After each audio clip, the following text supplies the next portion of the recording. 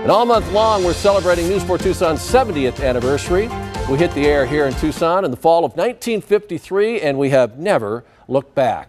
So many journalists have come through KVOA over the years, and News 4 Tucson's Eric Fink introduces us to two reporters from the early years here at KVOA who became difference makers in our community and our profession.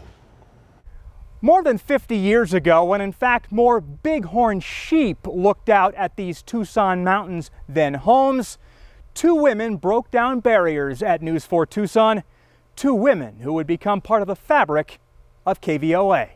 My mother raised the three of us girls to be tough chippies.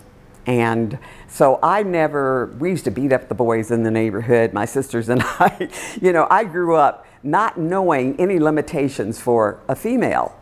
In 1970, Iola Johnson, a newly minted graduate from the University of Arizona, landed a job at her hometown TV station. She was Tucson's first African-American reporter and anchor. Women were not allowed in the building after 6 p.m. for their own safety, I'm assuming.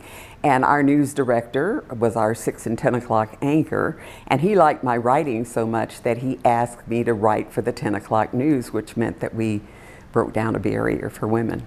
With confidence and determination, she proved she had what it took to make it in this business. This reporter often had to shoot her own stories, something that on one memorable occasion even impressed one of the world's biggest movie stars. One thing that sticks out in my mind, meeting Paul Newman out at Old Tucson. I was out there with my little solo camera shooting, and he rode up on a horse and said, "May I see your camera?" And I was like, "Of course."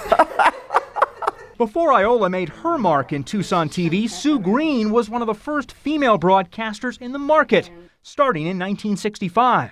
At that time, women did not have the credibility that the male broadcasters did. It was just the way it was back then. Monday through Friday, I did something called Woman's Report. It was called Woman's Report. And it was 15 minutes. It was not hard news. In 1973, these colleagues would leave KVOA for new challenges. Sue would get the coveted chance to do hard news at another station in Tucson, and Iola took an anchor job in Dallas.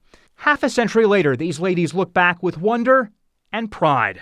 I wouldn't trade it for anything. I felt extremely lucky to have an opportunity like that. Had it not been for, the job at Channel 4, I would have never probably made it out of Tucson. I just learned an awful lot and thought that it was one of the best opportunities ever.